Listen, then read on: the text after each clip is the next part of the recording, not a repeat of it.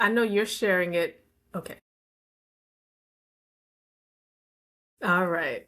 All right. So we're talking about Black thinkers and integrating approaches for Black economics. So in September, that's September 2025, I did a presentation at Guilford Hall Brewery in Baltimore about Black thinkers and Black capitalism. And that was for professors and pints. And that was a good discussion that we also had following my presentation.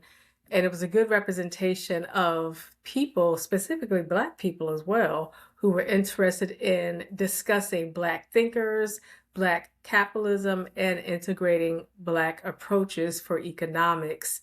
So, this is what we're also doing today because we as a people have centuries of different approaches and integrating approaches, and it's pivotal and crucial for our people to be able to have these discussions and collaborate with each other.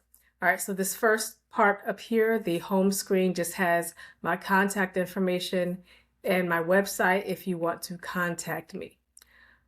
All right, so the next slide, please. All right, so just giving a brief history. So when we talk about the free market without pure capitalism, we really want people to understand the meaning of capitalism. And that is because a lot of times when people talk about capitalism and they critique capitalism, they're talking about a form of capitalism that has not really existed in nearly a century.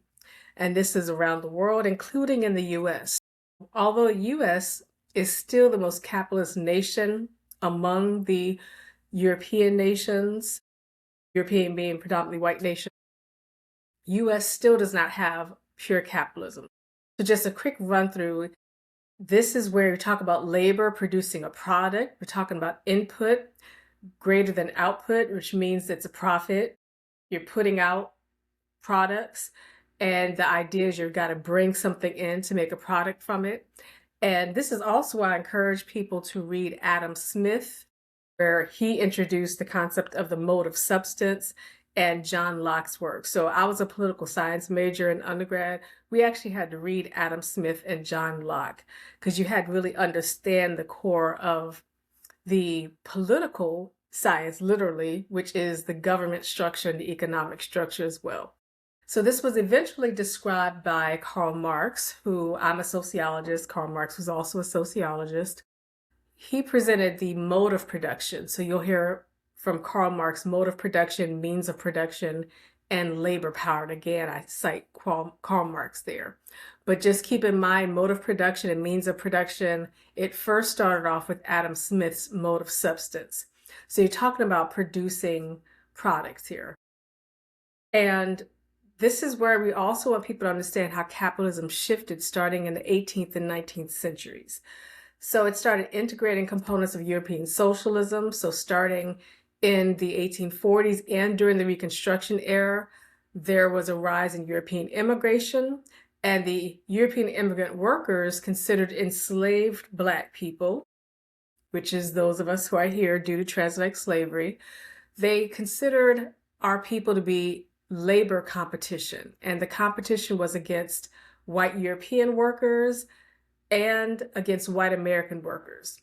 So therefore, this was a development of the European immigrant labor movements and representatives who met with business owners and politicians. So this shifted forms of capitalism, looking at the creation of faculty worker unions, workers' rights, safer working conditions that happened in certain states. Now, this was limited because that was still not something across the nation. But this creation of the faculty worker unions and workers' rights in a few states that benefited, of course, white Americans, white European immigrants, and it also benefited some indigenous people who had by then assimilated into racial whiteness. And you want to understand, of course, how that occurred as well. Next slide, please. All right, so then we're going to quick run through. So the Reconstruction era in 1861 to 1900s, we're looking at the government connecting the northern and southern states. government response to transatlantic slavery, Plessy versus Ferguson, and also it's important to understand this is captured in Booker T. Washington's Up from Slavery. He does write about, of course, being formerly enslaved and also the Reconstruction era. It's important to highlight that, seeing as though Booker T. Washington was and still is a trailblazer for this Black intellectual and economic development, which included this form of Black capitalism that was particularly led by Booker T. Washington. He talks about doing something where you're working hard, and he believed in being rewarded for the merit. So being rewarded for your hard work. Now, whether that's effective and really happening is not really what Booker T. Washington was looking at. It was looking at what can be developed. And of course, he also developed the Tuskegee and so forth in terms of Tuskegee Institute. All right, so then we look at the Great Depression, and then we look at Franklin D. Roosevelt's New Deal. So when you look at photos and even some other images from back then, you will see things like street soup kitchens.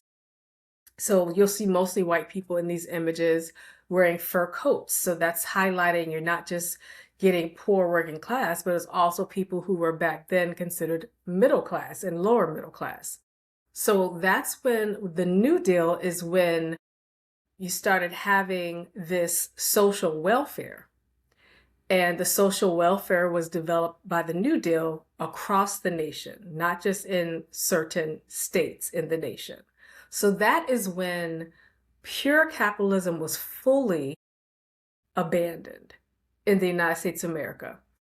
Whenever people talk about the economic system in America, I want people to understand there's a reason why we have local, state, and federal taxes. And you want to know where your taxes are going. The taxes are not just going to the wealthy people, okay? We do not want to exaggerate things. Taxes also go to resources. We might not think it's going enough because, of course, it's not distributed as well as it should be, but technically going into schools, going into medical and health services, going into SNAP, used to be called food stamps, of course, going into other resources. So if we did not have an integration of socialism that spread across the nation due to the New Deal, we would not have these tax-funded, government-controlled, but tax-funded resources. If it was 100% capitalism, if it was pure capitalism, there would not be these resources at all. So I really want people to understand that from a political and economic standpoint. And also, when we talk about how capitalism shifted, it also shifted child labor.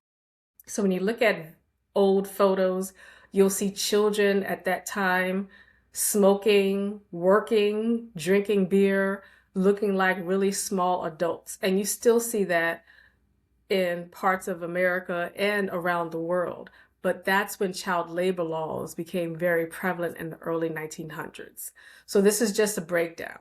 So this is where I get into the integrating ideas and approaches. So when I did the September presentation at Guilford Hall Brewery about Black thinkers and Black capitalism, I went through Booker T. Washington, Magdalena Walker, Madam C.J. Walker. I broke it down, Marcus Garvey, broke it down, all these different pivotal people. But here, this is also where I started integrating ideas and approaches, because we can outline and explain what these different people did, but now we have to explain what they contributed that can be an idea of connecting what they contribute. So this is one thing I want our people as Black people to understand. We're not just contributing individually, we're contributing collectively, which means you can disagree, but you have to know how to integrate.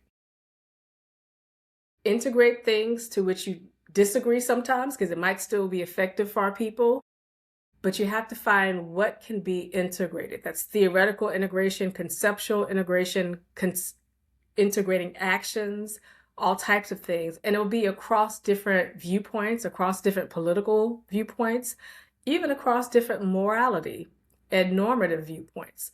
That's just something our people want to definitely build from, that we've been doing for centuries. We have to do it for centuries more.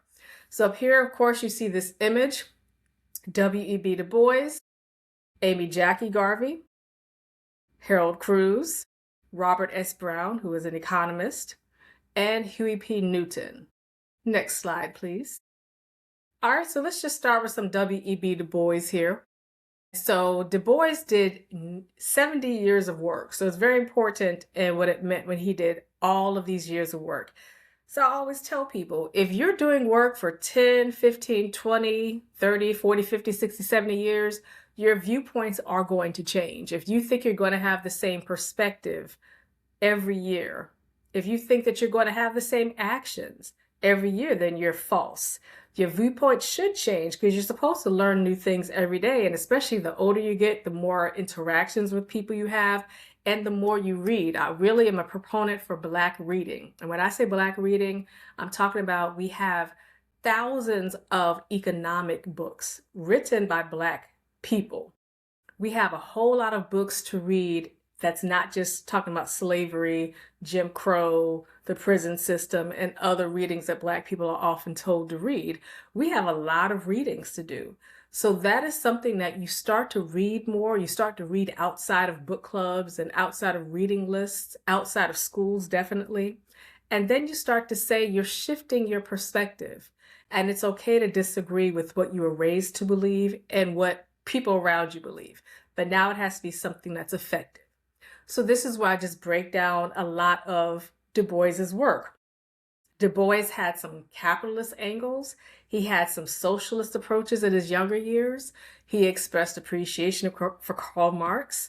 I always tell people when they call Du Bois a communist, they want to understand that Du Bois eventually became desperate. He was terminated from NAACP. He was terminated from academia.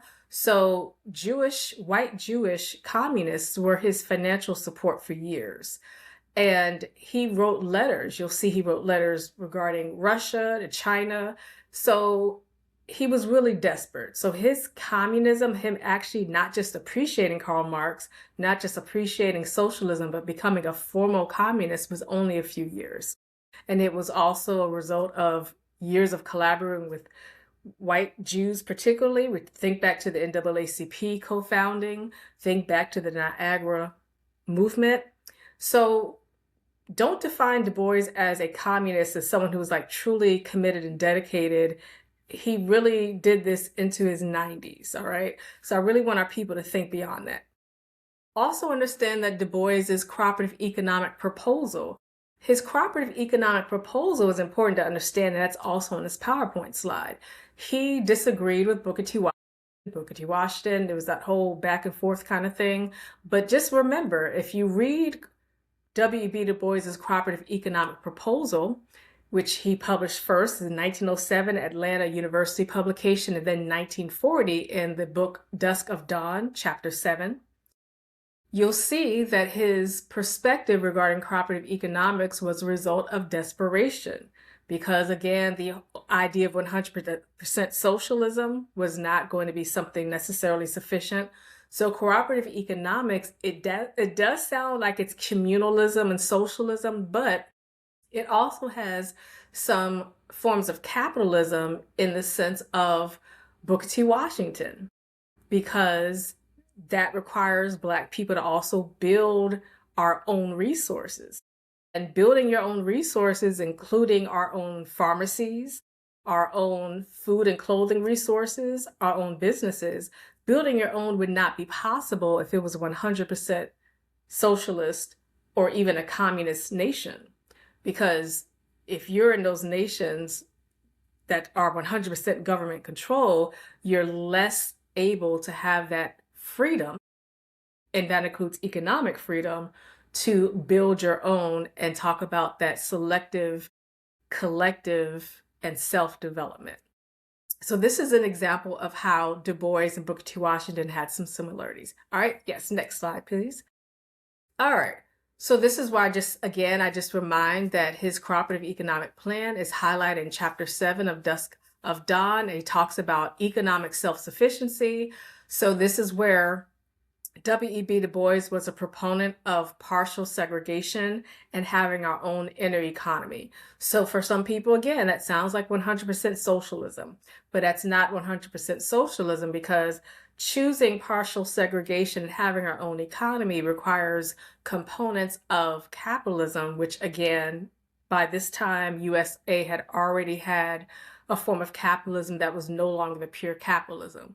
So you want to think about that context when understanding Booker T. Washington and Du Bois's writings at this time.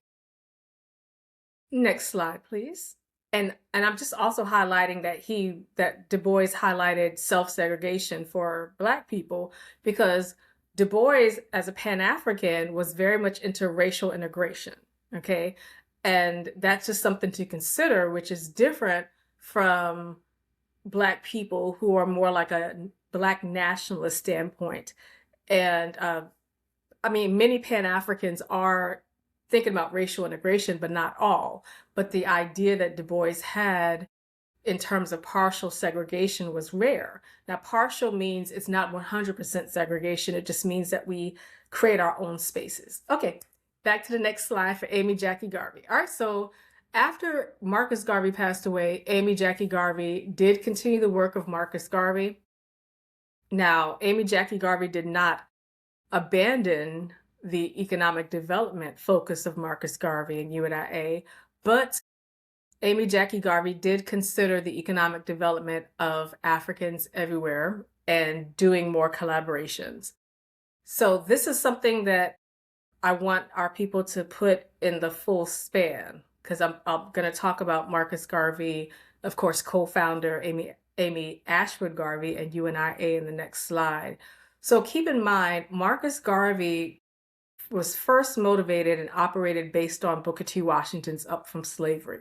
So that is a Black capitalism standpoint. But remember, the Black capitalism standpoint was, again, based on this capitalism during the Reconstruction era. And then there was the New Deal, okay?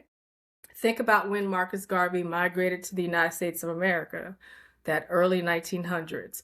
So you want to understand this was not pure capitalism in the form of Black capitalism to which they are theorizing and operating. It is not just producing a product. They're talking about other approaches because, again, it's not pure capitalism. So Amy Jackie Garvey went, though, even further into adding some more socialism to this, which, of course, was interesting because Marcus Garvey was very much criticized by Jamaican socialists and W.E.B. Du Bois, and they all contributed to when Marcus Garvey was investigated. But Amy Jackie Garvey did see some collaborations with Du Bois, W.A. Domingo, who was a former UNIA, the Negro World editor. So this is an example of integrating approaches. Amy Jackie Garvey did not abandon the UNIA focus, and she still highlighted UNIA and Marcus Garvey, but she took that form of capitalism, which already had a form of integration of socialism, particularly European socialism, and made it further into the socialism angle to see also what Africans need regarding that. Next slide, please. So this is just some reminders about Marcus Garvey, Amy Ashford Garvey, and Amy Jackie Garvey. So just some reminders that Marcus Garvey was motivated by Booker T. Washington, and Garvey and UNIA were focused on advancing freedom, business development, economic advancement in Jamaica, the US, and parts of the world.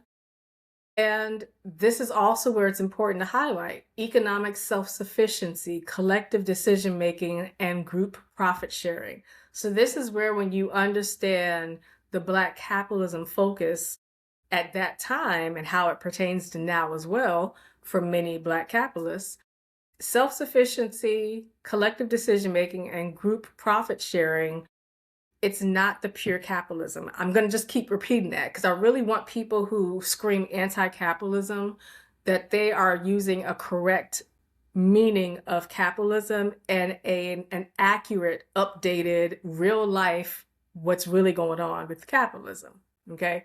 Because there are components of communalism and socialism integrated in this.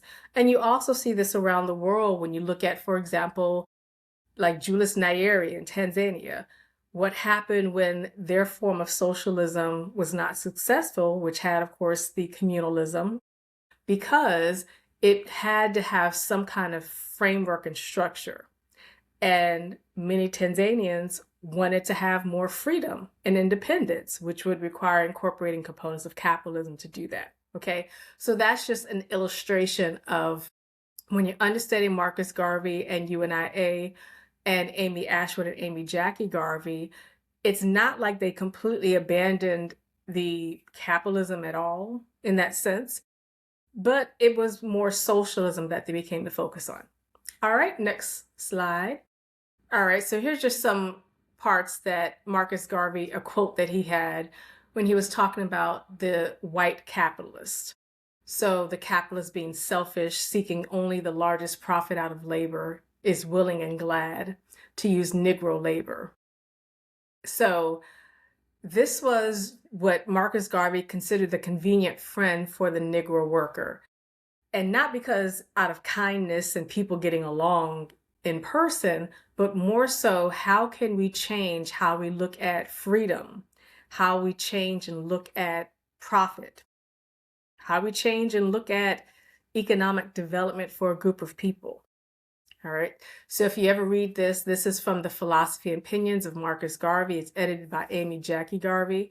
And so this is also an example of what it means when the Negro worker, and for this, they're talking about mostly men Negro workers, how the Negro workers would compare themselves to white workers, and that's mostly white men workers. So the comparison would have to be an understanding that at that time, most white workers, even if they adhered to the components of socialism in some way, including the labor unions, which are the components of socialism, they also wanted profit. Okay, so the profit would be considered a capitalist angle. All right, next slide. All right, so here's Harold Cruz, my buddy Harold Cruz, who I talk about a lot.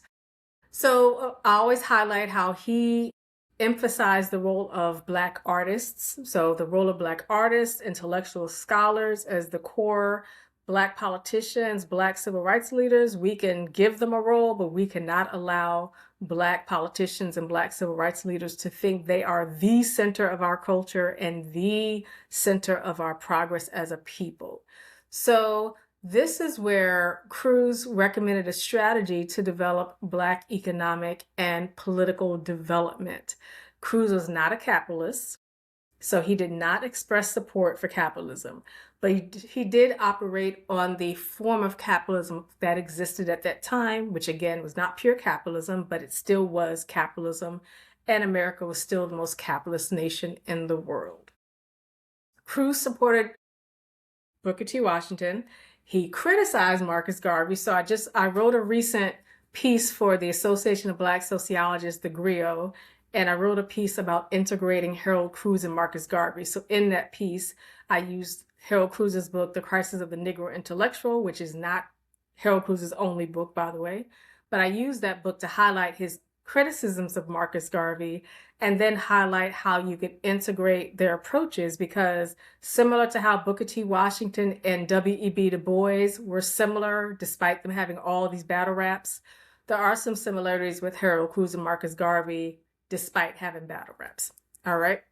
So this is an example of integrating their approaches.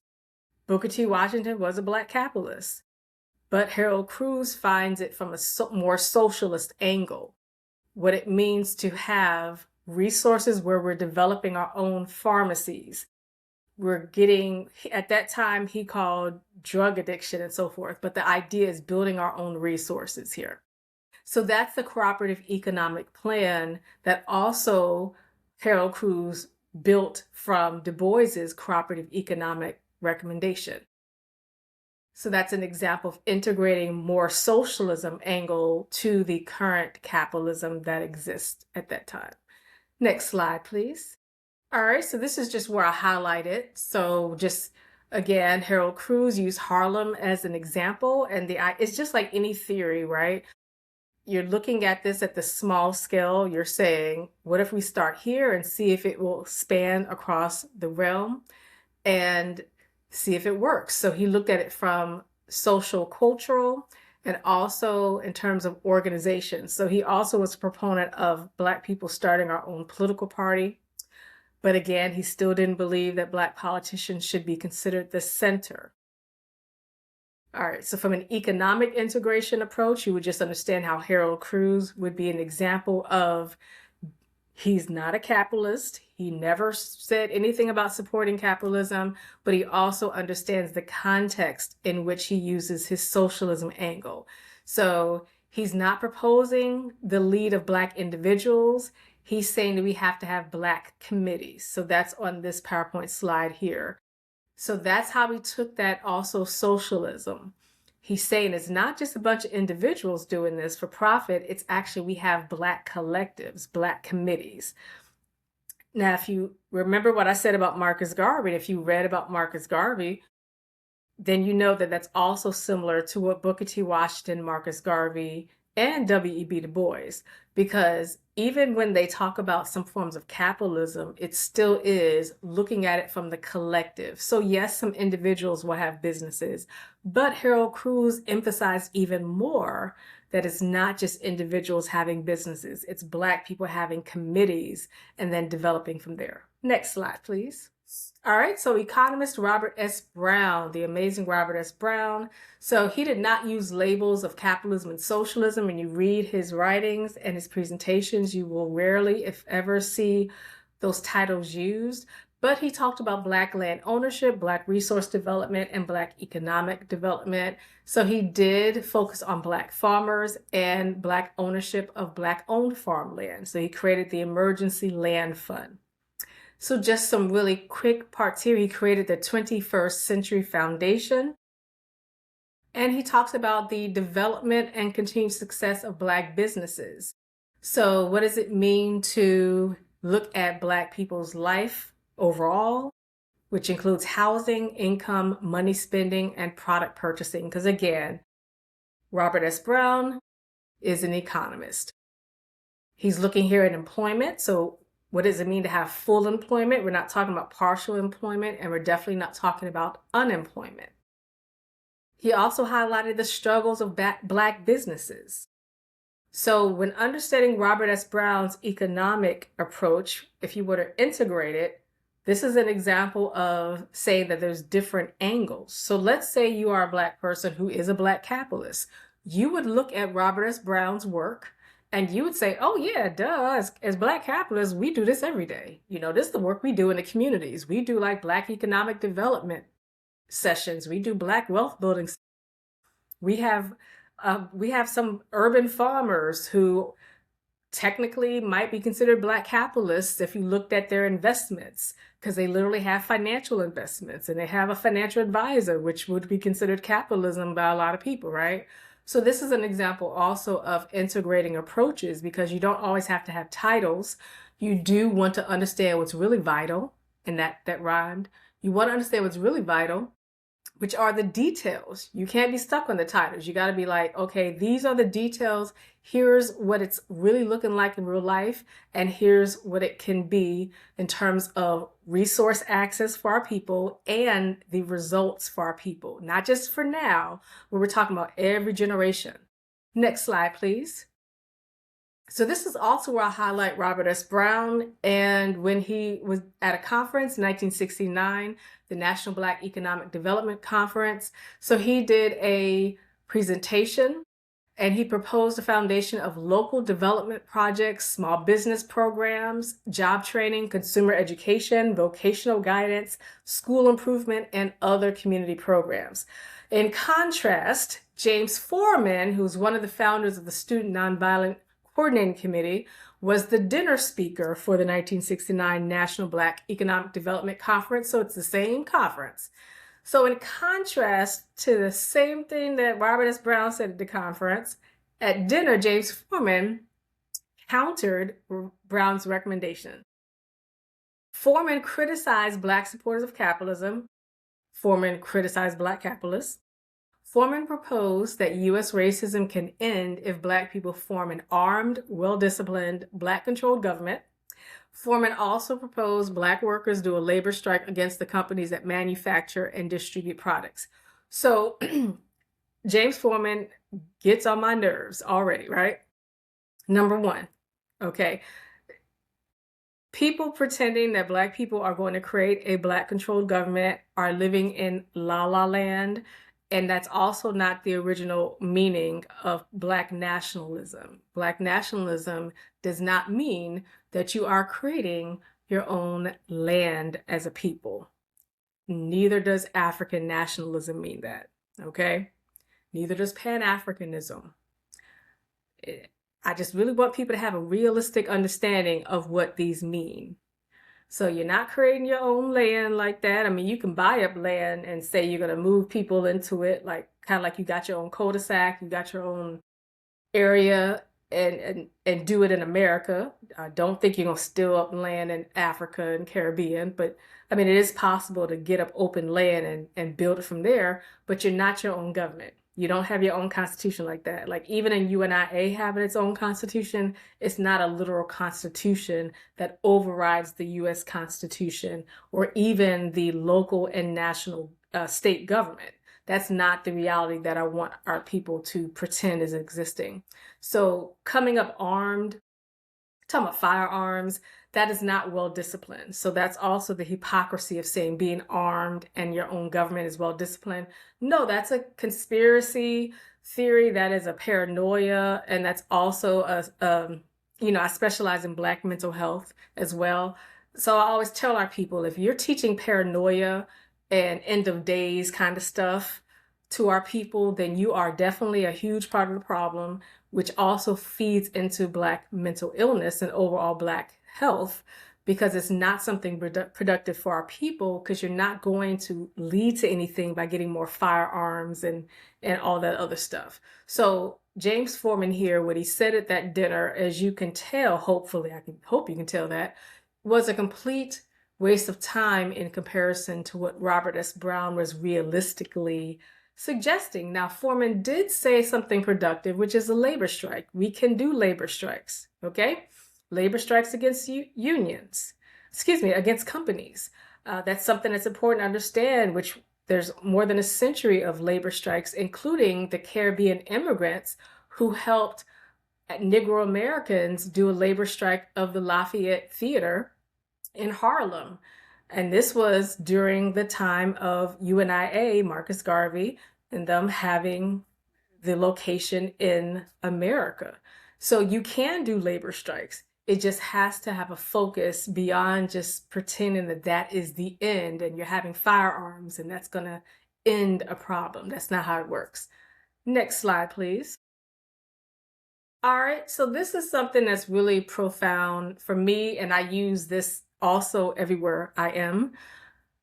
All right, Huey P. Newton and the Black Panther Party. So remember, the original Black Panther Party, the effective form of the Black Panther Party that Bobby Seale and Huey P. Newton created, when they had reading groups, when they had debate and discussion sessions, when they did food, clothing, and all these resources. They did medical services on street corners. They had some really intellectual and productive resources provided for Black people. That was the only time they were beneficial, okay? And I also provide readings about that. One of the readings is called Beyond the Berets and talks about the work that they did beyond the image that people love to show them when they show berets and firearms, and also Marxism and Leninism, all those other distractions. The real work is when Huey P. Newton also said, let me reanalyze Black capitalism, because of course they had done the whole Marxism stuff of how to be anti-capitalist. And then he said, let me just take a look at this. And he actually wrote. First of all, he thought, and then he wrote. So this was 1971. So this is where I just have some quotes up here, and I highlighted some parts.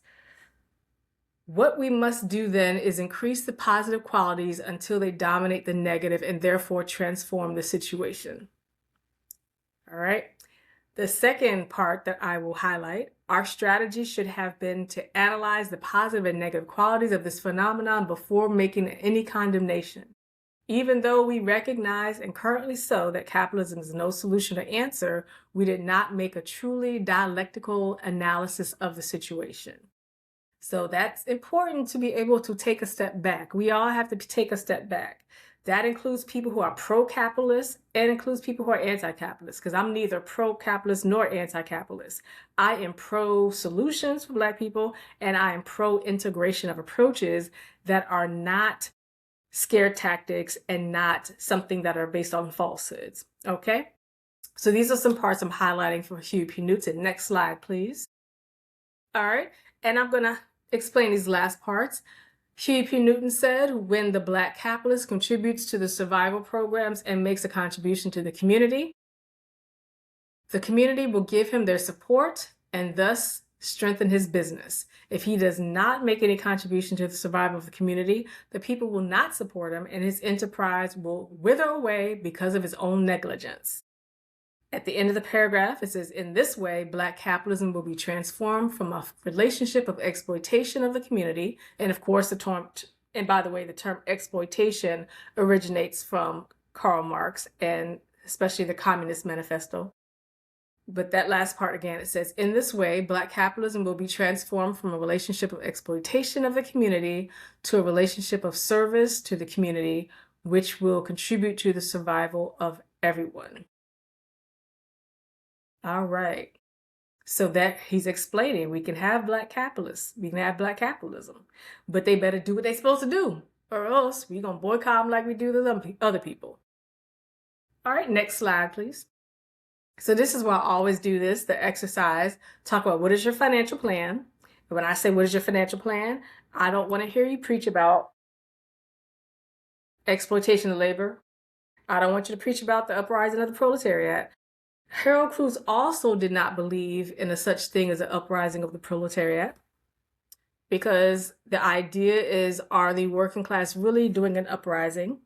And especially if you're pretending that there's going to be a class unity across race and other identities of people. So I need your financial plan to be something realistic, individually based and family based, and then you could do it community/collective based. So this is what wealth building means. How are you saving up do you have a savings account? How are you saving up in a checking account? Do you have a good financial advisor? So this is just where I'm just going to break it down. What lessons are you teaching and resources are you providing for future Black generations? This doesn't mean you have children. This could be other family members. It could be providing it in communities. You could be doing a youth program. You could be doing anything. The idea is we do not need any more sermons about exploitation and oppression. If you want to talk about problems, you can talk about workforce development, job training. You can talk about economic concerns and what young Black people and old Black people can do to file complaints about employers, because HR offices are not the best places to file complaints about employers. You can talk to young Black people and old Black people about how to build up your money investments so that you have a safety net between work. If you go unemployed, you can talk to Black people about filing for unemployment and other government assistance services that are paid through our taxes. But do not go in there with the oppressed hat on to make everybody feel like the end of days, because then you are again part of the problem. All right, so again, last one here, number 6, do you have a financial advisor and a financial planner? And when I say financial advisor, financial planner, beyond just yourself, because unless you're like an accountant, an economist, and even then, a lot of accountants and economists talk to other people. They talk to people who are tax preparers. They talk to real financial advisors who do their investments, all types of things, because they want to get some real insight and some updates. So we're talking about some real people doing the work. We're not talking about random people that you know. We're talking about just family members who tell you to keep stuff in your bra, in your pillow, in a shielded case in the house. We're talking about some real things for our people. So understanding that is important, because when integrating different economic approaches for our people, which is based on solutions for our people, that means you do have to have consciousness and not consider consciousness synonymous with paranoia. So consciousness means you do want to have a really good financial advisor, financial planner, someone who is legally authorized to do that. There are some organizations that have financial advisors. Some will do free work for particular groups in the community. So you can ask around, you can go to your public library, you can go to your school and ask questions. And it's similar to when you have free tax preparers. Okay, these are people who are legally required to not steal your social security number and to not tell you false information about financial resources. All right, so this is just where you want to really do this work and do some progress that is integrating approaches, because being anti any economic plan, like you're anti-capitalism, anti-whatever, you are going to end up all at the end of the day, you're going to end up without any benefits. And so this is where I want our people to take the next step to get past that, the early step, take the next step. Okay. And I will end there. Oh, okay. I forgot about this part here. So here's just some articles, so some research publications, some Pew Research, and some other publications about people who've done some financial work. I also have, so this talks about declining positive views of socialism and capitalism, because again, most people are not familiar with the real economic systems. What they only know is how much they're getting paid at work and what the bills are that they're paying every month. So sometimes people's views are not based on full fact, but they still have views that are valued, okay? Also, I have a shared Google Drive where I have a lot of information about Black women's economic development, and that includes articles about Black women's wealth building and economic development, and there's also some publications from years ago about women in East Africa who were actually used as an example of resources and approaches that Black women can use for economic development in America. And that was, for example, producing a product and getting profit for that product. And that also goes back to what I said earlier about Julius Nyerere in Tanzania and their approach when they were doing communalism and socialism.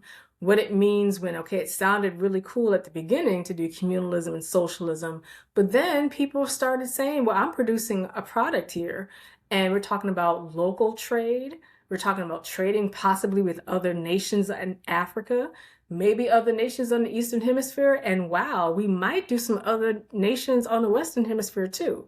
So that changes, of course, people's pursuit of the market.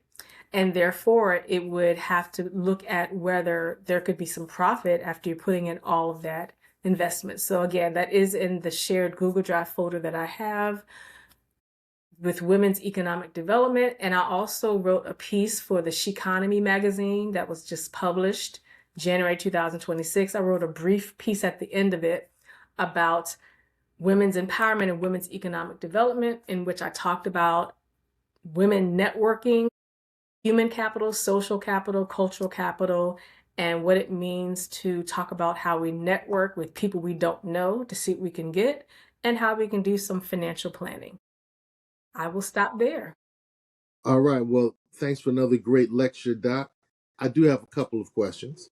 All right. And this concept of the inner economy and the inner world, I think Harold Cruz was inner world and Du Bois was inner economy. Is that something that can still happen?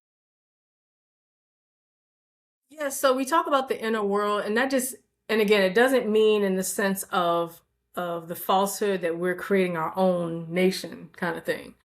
So inner world only means that we are self-focusing. So it's similar to like when individuals say they have to kind of exit other spaces and focus it on improving themselves. So the same thing, you can apply it to Black people who are saying, okay, you're all over the place doing all these things, but are you really focusing on your own family, your own community? And this has been it's a historical issue, and you can also look back to what I said about Du Bois and the NAACP, which of course they're focused on racial integration. So, what does it mean when you exaggerate the meaning of being a proponent for human rights? You want human rights, but now you're putting a lot of energy in everyone else, and now you're too tired and you don't have any more resources for your own family and your own people. So that's what the inner world means. That's what Harold Cruz is focusing on. And he also did that shift when he talked about how he critiqued Pan Africanism, because the original purpose of Pan Africanism was not to only focus on Africa and was not to go back to Africa. You didn't even have to travel to Africa because we are African. The original focus of Pan Africanism over a century ago was so that Africans around the world, we all understand our origins, we all understand our contributions to our people, but we have to focus on what we're doing where we are. So Harold Cruz said, okay, he said, I'm going to focus only on Negro Americans. So that's also where the inner world comes in for Harold Cruz. What specifically works for us? What are some cultural parts for our culture here? It doesn't mean it's completely 100% different from our people elsewhere, but it means we have to stay focused on our people here. And also, the inner world is similar to what Septimer Clark talked about. So, Septimer Clark, and also if you read the book about Septimer Clark, so Septimer Clark was big at critiquing. She critiqued white dominance. She critiqued men dominance in terms of critiquing Reverend Martin Luther King Jr. and other men in charge of the civil rights movement. But she said when critiquing white dominance that you can't get too distracted on critiquing the oppressors like that. You do have to focus on our own people, because that's a distraction to only talk about everybody else. Like, now what are we working on ourselves? So the inner world is that emphasis. Thinking about the recent ancestorship of Claudette Colvin, who Uh-huh. had a lot of foundations and was extremely foundational in what became the civil rights movement. I'm hoping that you can talk a little bit about the financial aspect of civil rights. A lot of times people talk about marching and boycotts, and there were some financial aspects that I don't think are highlighted enough. But I may not know enough. So, what are some of the financial things that happened in the background that what what are some of the financial things that really impacted the civil rights movement and the Black Power movement? Okay, so there's two separate things. So civil rights movement, I really want our people to understand the civil rights movement existed before the 1960s, right? So if you look at the origins, before Reverend Martin Luther King Jr. was selected as the spokesperson, he was not the behind the scenes worker like that really, but he was selected as the representative. Before that though, we have, generations of people who were doing the civil rights work. But the economic part was in terms of access to employment, which is actually the reason for the March in Washington. The March in Washington was actually about jobs, and specifically jobs for Black people. So my father, a couple of years ago, my father wrote a public article about when he and I attended the 30th anniversary of March in Washington when I was still in high school. And because at the actual March in Washington, he was in the Army. So I think he was overseas at that time. And of course, W.B. Du Bois passed away the evening before the March in Washington. Unfortunately, many people, including our own people, misrepresent the meaning of the March in Washington as I have a dream to mean that humans are humans, let's all get along, right? That's actually not the whole that was not the purpose of the March in Washington. It was about looking at economic building, workforce development.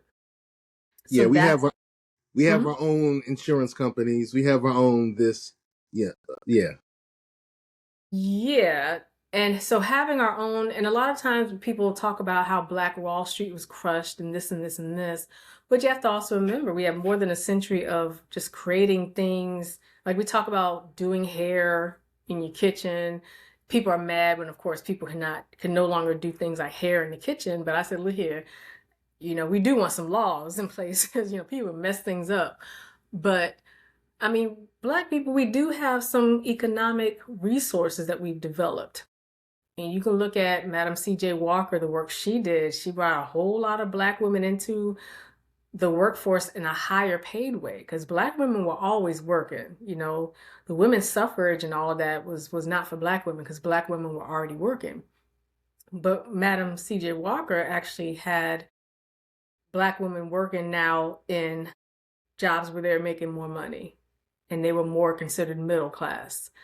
And so economic development during the 1950s civil rights movement is considered more advanced if you're looking at it compared to like the 1920s, 1930s civil rights work. So there are some differences. And also the differences are because of the focuses. Like if the focus is on Black people learning to read so that they can vote, then economic development is also focused, but it's just going to be in different spaces. People, because as you know, as a people are wondering what should be the emphasis. So yeah, but I do want people to understand, if you're celebrating Reverend Dr. Martin Luther King Jr. on Monday, understand what he was talking about. It was not everybody lock arms marching down streets. Because, I mean, we've done a lot of marches and protests, and that is not that can't be where Black people still are. Okay, so if that's where you are, if that's what you do every Martin Luther King Jr. Day, then you kind of need to elevate and get to the point of what he was talking about, and the point of the whole entire March on Washington as well, talking about jobs, job development, economic development. So what are you doing in the city and the state where you're located to make sure there's resources for employment? And when I say resources for employment, you can say these resources are for everyone, but you have to recognize, as I explained when I explained capitalism in the beginning, one thing that Black people have learned during transatlantic slavery and since then is that we have a tendency to be very welcoming, which includes when we're talking about different waves of immigrants, which includes European immigrants. And we're talking about workforce development for everyone. We really want everyone to flourish. That's what human rights means. But we have to also say, what does it look like for us though? Where's the benefit for Black people? And that's the case when we talk about Barack Obama in office. What was the effect for Black people though? Beyond photo ops, what are the results for Black people? So that's how economic development, when talking about the civil rights movement, you want to understand. You can go to a president, you can go to a governor and say you want economic development, but you also want to make sure there's an outcome that benefits Black people as well. I say that. I say that. So I guess we can wrap up tonight if we're looking at how to not necessarily combine, but how to utilize both these concepts that these Black thinkers have had and these economic approaches. What do you think is our way forward in this time period? Yeah, so when I talk about integrating approaches and collective methods, it doesn't mean that everyone has to agree. And there are some people who are going to be left behind because they are stuck in their model. Let them stay there. Okay. But for the people who really want to integrate approaches, think about it from, again, a Harold Cruz standpoint, because I integrate Harold Cruz with Marcus Garvey, Amy Jackie Garvey, what it means where you know the reality of the economic system. You understand the form of capitalism that we have that already has components of socialism. Also, when you speak with Black people, the average Black person is not what you would call a Black quote unquote radical. Okay? The average Black person is not someone who really wants to hear about all of this outrage that people have on a lot of issues that they have. The average Black person really wants to know, how can I stay safe? How can I pay my bills? Right? just pretty much reality. So therefore, you want to provide some information about how can we make sure that there's access to job training, employment opportunities. Also, if you're a Black person who's like 100% proponent of socialism, please learn about why Eldridge Cleaver unfortunately became a conservative Republican extremist when he finished traveling the world.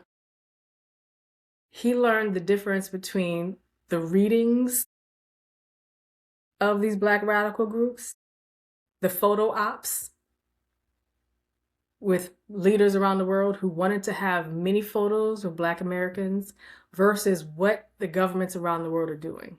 You can talk about that when critiquing Fidel Castro and what happened in Cuba. And we appreciate what Fidel Castro did for Angola, but you got to be understanding of what Fidel Castro did and why even Afro-Cubans like Celia Cruz had to escape.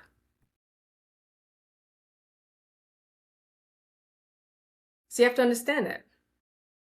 So this means that you have to be able to integrate in a way that you're not stuck being in love with something that in real life is not effective specifically for Black people.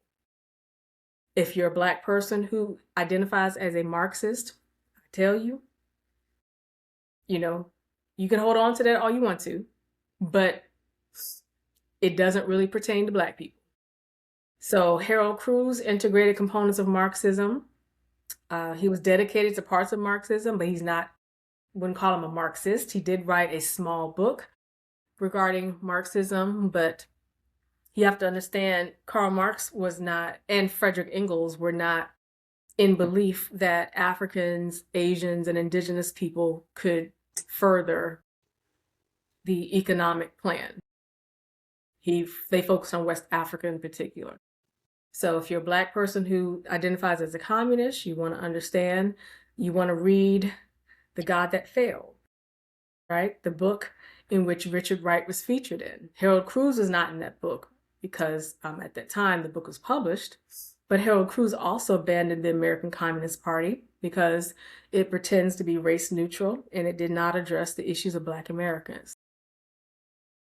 So, because people always tell you to criticize capitalism, and especially as a Black person, but you have to have an intellectual capability to criticize every economic system, every government system, and every political system in the USA and around the world. And that's how you'll know what to abandon and what to combine if you think that there are some beneficial effects.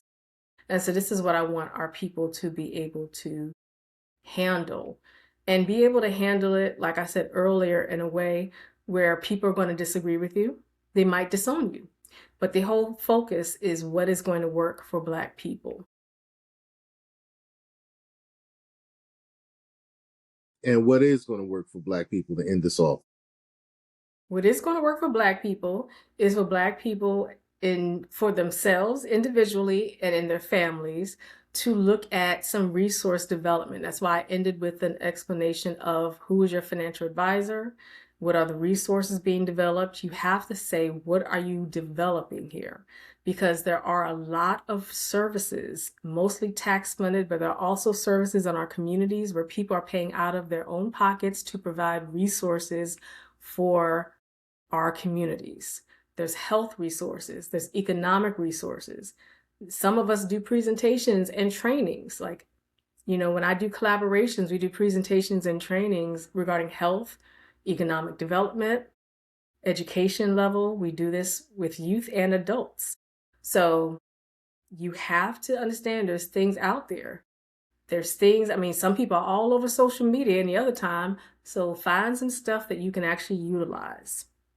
Okay. And find some things to which you can contribute. Utilizing it means that you're now developing your own services.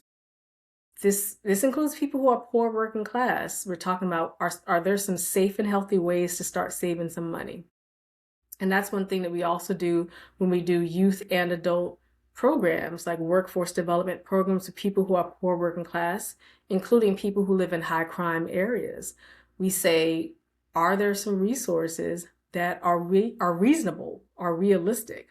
Because we don't want anyone to feel like there's never an option, there's nothing.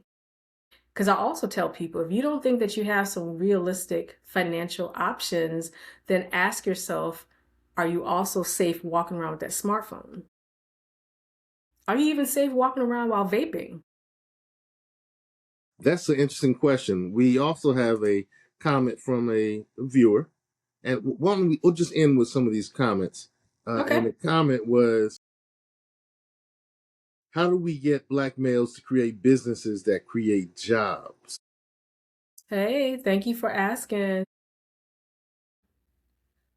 So we have chambers of commerce, we have local chambers of commerce, and we do have business development programs at community colleges and four-year universities and colleges. And also, there are some libraries that are doing some business development classes. You can look at the library websites. So, just this week, I was speaking with a Black man who is now an entrepreneur. And some people are unemployed and doing entrepreneurship, but I always suggest that people get jobs while being entrepreneurs because you want to understand the history of it, like with Booker T. Washington and Marcus Garvey. They had many things going on because the idea is you don't just put everything in one place. And so for specifically Black men, you have to utilize some resources out there. There also are some things you can find up on meetup.com and Eventbrite to attend, introduce yourself. And that's also in the Sheconomy magazine piece that I wrote about women. It's learning how to build your forms of capital. So human capital, social capital, cultural capital. Human capital, what are your skill sets? Like, look at your resume. What are your skill sets? Cultural capital, what are some identifiers that makes you relatable to other people? And when I say other people in this instance for business, it would be other people with whom you'd want to form some collaborations. And of course, we have social capital, which is social networking. And you want to network with people, not just who you know, but you want to network with people who might have some resources and opportunities for you. All right, I'm going to end with two other comments that this viewer left. One was, we need, yeah, so shout out to Clever Girl Threads or Thread. Hey. Clever Girl Treads. Oh, Clever Girl Reads. All right, that was my bad. All right, so we need our own banks to prevent predatory lending. They Mm. further say our own schools to prevent the classroom to prison pipeline. Interesting.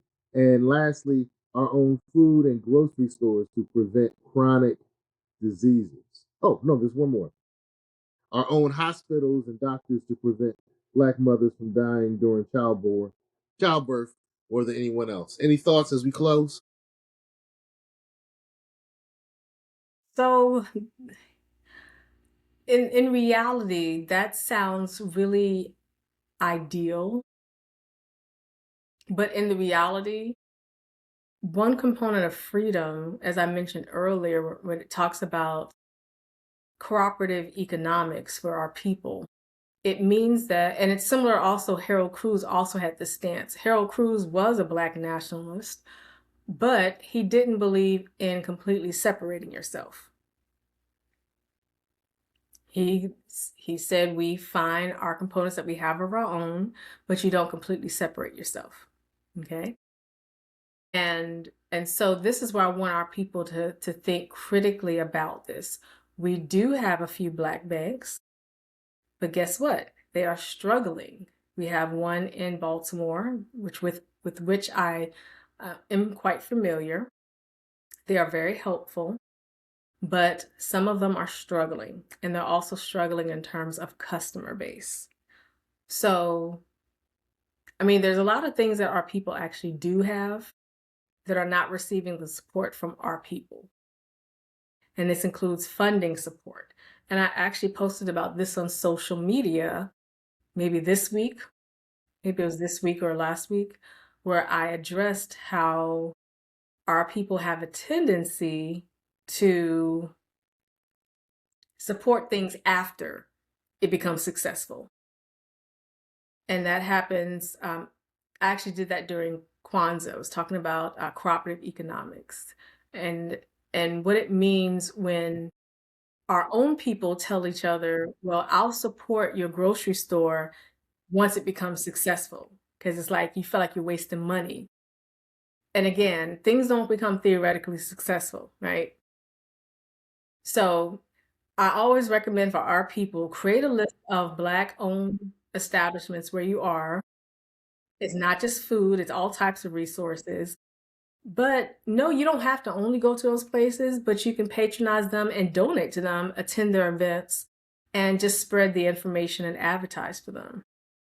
But you don't want to have it so that those are the only resources you have, because all Black um, businesses and Black establishments will have to integrate and use non-Black resources as well. That's true. Here in Hampton Roads, my platform is the Hampton Roads Green Book, which is a directory of our businesses, organizations, and professions. Good to hear that that's part of your solution. You've been listening to Professor Kimya's class. We're all the students. She's a professor. Hopefully, you learned something. And if you did or didn't, leave a comment. All right. So we're between the ancestorship of Claudette Coleman and the celebration of Dr. King. Do something radical in honor of both of them. Peace.